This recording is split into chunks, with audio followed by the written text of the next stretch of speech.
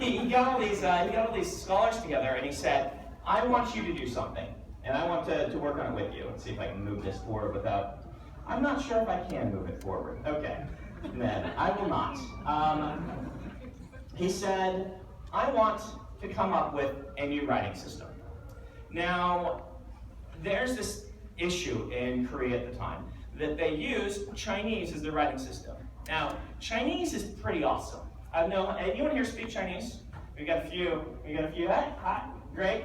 So Chinese is great. Chinese has this cool thing going on where the writing system is what we call logographic, right? This is each character represents an idea, and while you can't sound them out, you can look at that character and know what it means, which means it's actually really great at crossing cultural and language boundaries. You write something in Chinese, and somebody, from another country can read it in their own language, which is really cool if you think about it. It's a very big advantage for it as kind of a language of trade and culture, which is part of why it dominated the region and why Koreans use Chinese as their writing system because of that. But it also had some issues. And by the way, I apologize in advance for my Chinese. So Chinese, while it's very cool, it is really hard to learn. Particularly if you're like King Sejong's people, and you're a group of farmers and workers and things like this. You don't have time to spend learning. This is where I get bad. My stroke order is way off. You don't get time to really learn to write if you've got to memorize like 5,000 of these things, because you can't just read them. You can't. This says Korea, by the way. It says Hanguk, and you can't sound that out. You just got to know what these things mean, which means if you don't have a lot of time for learning and scholarship, it's just impossible. So Koreans were almost universally illiterate because of this. And beyond that, it had this problem that Chinese has different grammar than Korean, and you don't conjugate Chinese in the same, like you do Korean. You don't use, like Korean has all these markers and things like this. You basically, if you were writing in Korean and Chinese, you basically had to write in caveman speak, right? In order to get it across, because you couldn't write all the Korean, the Korean parts. You could only write the subjects and the objects and the verbs.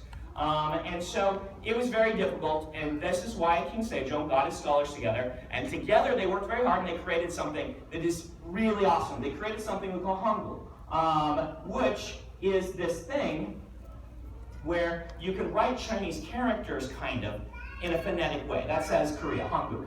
And it's spelled by taking an H, an A, and an N, and together combining them into something that takes the same space on the page as a Chinese character. And that's a KUK, Hanguk. And so you have this thing where you could write in Chinese. You could write like the people's names and then add the Korean around it to fill out your conversation. In fact, you could write the whole thing in Korean if you wanted to. And it is really an ingenious system. In fact, I used this for my book, Elantris. If you've read that, that's where the idea for the aeons, the language, came from. The idea of these logographic characters that are surrounded. If you look in that, they've got these cool things, and they'll talk about how their linguistics uses basically two different writing systems. And that's based around, you'll see it in Korea. If you go to Korea today and get a newspaper, they still use the Chinese because Chinese looks really cool. And you'll get a newspaper and like all the names will be in Chinese because they're cool, and then they'll surround them with the Korean. Anytime they want to do emphasis, they're like, look at my Chinese, and stuff like that. So King Sejong, he brings this to his court, and he says, look what we have done. And they hated it. They hated it. In fact, here's what one Korean scholar said at the time. Which I just clicked with my thumb, and so I lost it.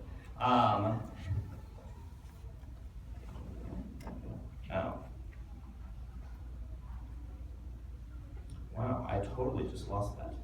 Oh, there it is. Okay, he said, how could this not be a setback for our civilization? Spending too much thought and effort on this is a waste of time, detrimental to the timely pursuit of scholarship. Pretty harsh words. Why do you think they didn't like this? Anyone got a guess? What'd you guess? It opens it up to the common people. It opens it up to the common people. In fact, it immediately democratized writing. He ignored them. got it to the people, and the Koreans were literate, almost like on a time scale, almost literally overnight. But the scholars hated it because at the time in Confucian Korea, to get a position in the government, you had to take a test in Chinese and prove how good you were at Chinese. And that got the people the best jobs, and it got the people in control of the power and of the writing and things like this. And Sejong had known this, and this is part of why he created Hangul in the first place, released it to the people, completely democratized writing. In fact, a king a couple generations later tried to get rid of this because now everybody was reading, and he couldn't. It was so pervasive in the culture, and even today, Korea is one of the most literate nations in the country, and people often point to Hangul and King Sejong as the reason that happened. It is super cool. So what does this have to do with books, with our books? You're like, okay, well, this is actually kind of a theme in history, stopping people from reading. In fact, you can read about like the troubles the initial translators of the Bible into different languages had. The people who tried to translate into English, they got burned at the stake. And you can look at the troubles that people had introducing literacy programs in the 1800s and early 1900s, and how some people thought those were a big waste of money and things like this. It seems throughout history there has always been resistance to people learning to read and wanting to read. Now, again, you're like, so, okay, Brandon, we're at a bookstore. We get it, we like reading, it's important. What does this have to do with us? Well, I've been thinking a lot lately about what the internet seems to be doing with us, and I think that there is some of this going on in our community right now, in a little different way, but kind of the same thing. I'm going to read to you an entry from a blog post by a blogger I was reading. Her name is Bonnie Burton, and she says, "As a geek girl, I've been accused of wearing Star Wars shirts to get attention from guys. I've been told to move aside and let real gamers play the demos at conventions. Lately, it seems that elements of the geek community have become a lot less a welcome wagon and more a judgmental Jedi council. It refuses to let newbies in, especially if they happen to be girls. In a community once known for celebrating outcasts and underdogs, it sometimes now seems you have to take some kind of Voight-Kampff test to prove your geekdom is legit." That's a Blade Runner reference, in case anyone was wondering if her geekdom is legit. This is actually, I think, becoming a bigger and bigger problem. Not necessarily this specifically, this is part of it. The idea that we want to keep people out for some reason. And I noticed this in myself, which is why I started thinking about it and writing about it and pondering it. Like when the superhero movies started getting big, my response was, you guys aren't real fans that now love. You're walking around in your Iron Man t-shirts. I read those comics, and things like this.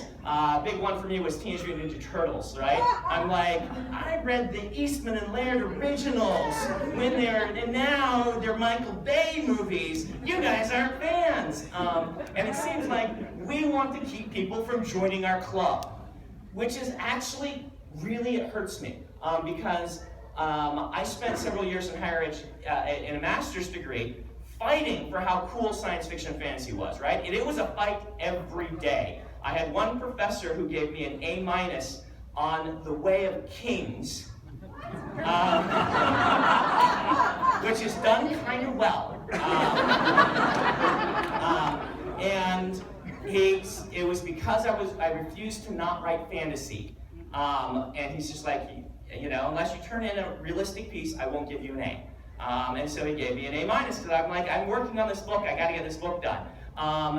And so, yeah, I felt this sort of hostility, and then to see it in our community, and to see myself doing the same thing. Has anyone here ever made fun of Twilight? I've done it. Yeah. Aragon. Whatever thing happens to be popular with the moment that is bringing new people into our community, the first response sometimes seems to be on our part, oh, why did you read that crap? Here, let me give you something else. In fact, on the internet, it seems to be happening even worse. Now, let me make an aside and say I'm not saying you can't criticize. In fact, I have an English degree, my undergraduate, and yeah, it's basically 4 years of learning how to criticize stuff, right? And I think it's important to criticize. I think it's important to acknowledge what you don't like and why you don't like it. And it's fine to tell people, you know what, I didn't like that book. And here are the reasons I didn't like that book. So there's no problem. I have no problem with that. The problem is we're getting a lot less of that and a lot more of, you suck. And that's not about criticism, that's about shaming, right? It's about people who read these books are not members of our tribe. They don't get to be in our club. And that feels really dangerous to me because the whole point of fiction is what I talked about at the beginning, right? That you can go to Sharjah and meet someone who's been from a completely different background from you. You can talk to them, you can meet with them, you can talk about your favorite episodes of Star Trek, which I did. One of the women there had just been to Comic-Con in Dubai. And this is cool. She went as No Face, which is one of the characters from Miyazaki film, Spirited Away. And so she just because that person wears a long black, just put a mask on. You can imagine. It's like the ideal costume. And you can connect over what you dressed up as, what they dressed up as. And that's the point of fiction. That's the point of storytelling, is so that you read a book, you get to know somebody very different from yourself. You get to live their life, and it makes you understand better. So my challenge to you is next time someone's reading something that you're like, oh, not a real fan, stop yourself a minute and maybe just take that thing that they love and read it. You don't have to like it. In fact, you probably won't. But if you read it with the purpose of, I'm going to read this and I'm going to figure out why they love it. If you do that, then I think you will start to get a sense of why people love stories, how they're thinking, how they're feeling, and the books can bring us together instead of dividing us apart. Thank you.